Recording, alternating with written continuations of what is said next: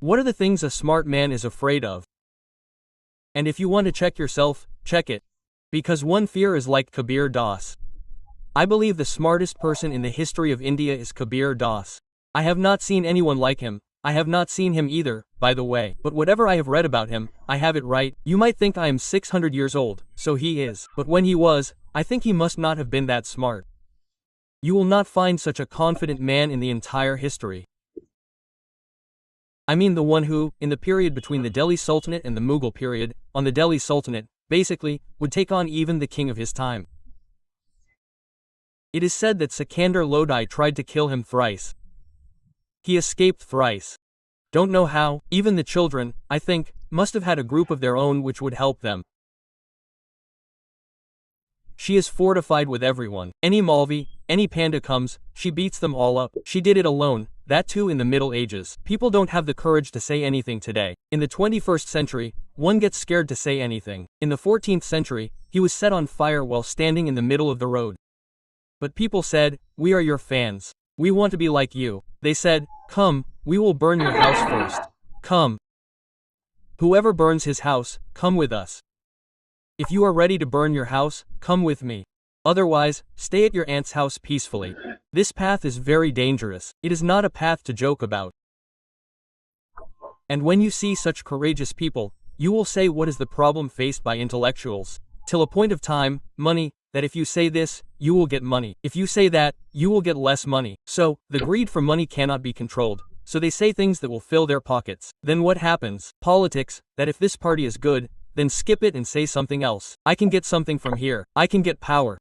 Maybe they will make me something. You won't get all that there. So sometimes money, sometimes power pulls someone towards itself.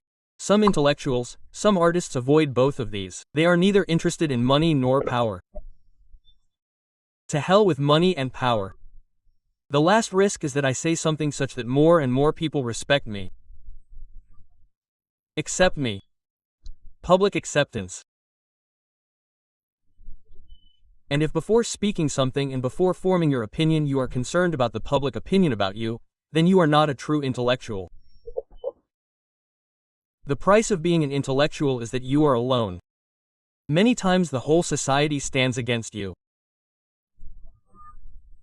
But since they are not able to understand and you are the one who understands the things in totality, you should have the debt to speak, but no one else will support you, but you believe that you are true, you are right, and you should be having the debt to speak that. And the Supreme Court said that we know that in this matter the entire public morality has stood on one side. All the religions had come together. I told you that in this case, the heads of all religions reached the Supreme Court and the judges said, "What are we seeing for the first time? You all have come together, and you have no swords or spears in your hands." They said, "No, we are all one. Today we are all one. They just need to be corrected. These people are not good people. They are homosexuals. They will ruin our society." Then the Supreme Court said, "This is a rare example, when almost all the people of the society have one view and a very limited minority has another view.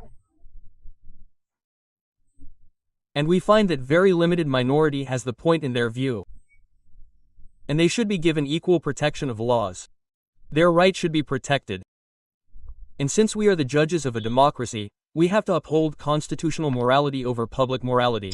That after this, no matter how much abuse we will face, let us keep on facing it, but we will take only those decisions which will be based on constitutional morality." Quote, "That is why a strong Supreme Court is necessary in the country. If there is no strong Supreme Court, you have no idea where majoritarianism will take things. Things will go haywire.